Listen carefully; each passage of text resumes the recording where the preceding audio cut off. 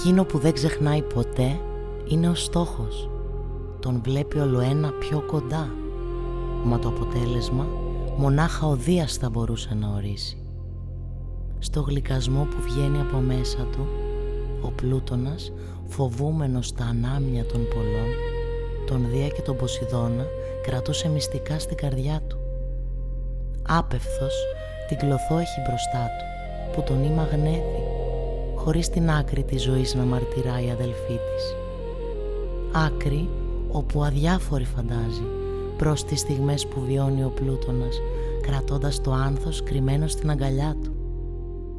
Μα η πορεία, όταν τον Άρη συνάντησε, η καθημερινότητα αλλάζει. Μονάχος τώρα ο Πλούτονας στο βασίλειο επιστρέφει, όπου οι ψυχές θνητών πενθούσαν το χαμό. Αντί για πρωτεία, κρατούσαν στήλους αγκαθωτούς που πλήγωναν τα χέρια, πηδώντας από λίθι σε λίθο αιχμηρό. Βριαρέοι, άλλοι σε βουβή αναμονή για την επίθεση, άλλοι γονατιστοί σε μέρη δύσκολα στο οξυγόνο, που πνίγαν την ανάσα για να έχουν το στόμα σφαλισμένο. Μα τιτάνες, γη του ουρανού και της γέας, πώς καταντήσατε έτσι? Στις γλίστρες των πλαγιών κατρακυλάτε, έως του κάτω κόσμου τις φωτιές και τα αγκάθια. Θυμάστε πόση αδικία μοιράσατε στου ήλιου το φως, στου πάνου κόσμου τη λαμπράδα. Αυτό που δεν νοήσατε ποτέ είναι πως μονάχα η αγάπη θα σας κρατά στο πλευρό των θεών και ο έρωτας του ουρανού το πελώριο. Αγάπη δίδαξε και ο τελευταίος χρησμένος που πέρασε από τον πλανήτη τούτο και συγχώρεση για τα λάθη των θνητών. Κι ας μην ξεχνούν πως επισκέπτες είναι κι αυτοί στη διάσταση ετούτη. Μα κι όταν στη ροή του κάθε πρωινού κιλώ, εκείνο που σαν αναβάλσα με προσταίνει, μια διαπίστωση, μια αγνόηση, εκείνο το που να εξηγώ, με ξεμακραίνει από τους πολλούς, στο φόβο της βεβήλωσης ιδανικών, που κάθε νύχτα τριγυρίζουν την καρδιά μου. Κάπως έτσι πάντα γίνεται με τους θνητούς, όταν η ψυχή τους μαύρη είναι και φλέγεται αδυσόπιτα στο πένθος των απλών και οδυνημένων. Κι έτσι ο Πλούτονας, όταν προχώρησε μπροστά, τη διάκρισή του να οξύνει, μια ζάλη του ήρθε και έκατσε κατά γης. Ευθύς κοντά του έφτασαν δικοί του να τον συντρέξουν, μα ετούτος με βροντερή φωνή ακούγεται. «Τιτάνες, γη του ουρανού και της γέας, κοιτάξτε με, δείτε το Θεό σας, τον Υιό του ήλιου». Κάποιοι γόγγισαν λυσασμένα, άλλοι σηκώθηκαν με απογοήτευση στα μάτια που δάκρυα άρχισαν να κυλούν και λίγοι, ελάχιστοι, σηκώθηκαν με σεβασμό και σκύψαν το κεφάλι. Ο Δίας που κοντά ήταν έφτασε γρήγορα, εστεκό να κρατήσει τον Πλούτονα, τίποτα από το μεγαλείο του να μην χάσει.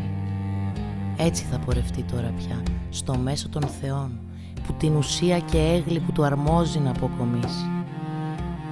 Ήρεμος τώρα την πορεία ακολουθεί, θέλοντας την αιώνια αλήθεια να κερδίσει, μια και ο στόχος να πλησιάζει νιώθει. Εσείς που σας τρώει το πάθος της αγάπης, τσιμπημένοι από τον φίλιστρο και ελπίζετε στη νίκη, ας χάνονται οι αγωνίες.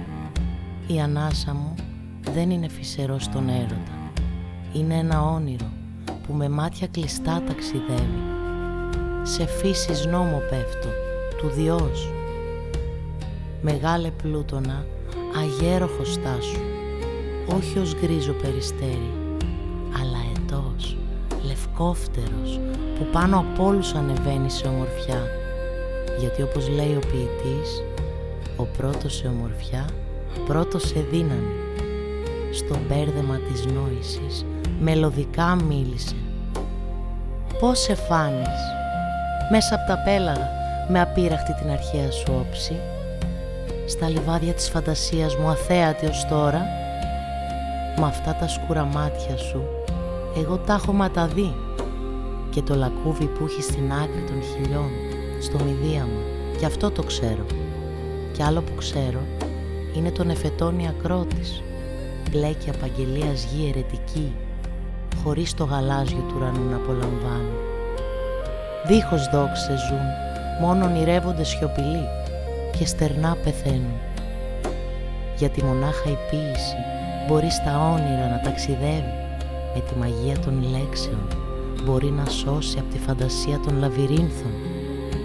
Και ποιος θνητός μπορεί να πει «Εσύ δεν είσαι ποιητής αφού δεν αναλύεις το λαβύρινθο της ψυχής σου». Για λίγο δίψασα, μπροστά μου εκεί έχει ριάκι διάφανο που και καθρέφτη κάνει. Το βουητό εντόμων με συνεφέρνει. Ρουφώντας το νερό κάνω πρόποση για τους θνητούς ολόκληρου του πλανήτη.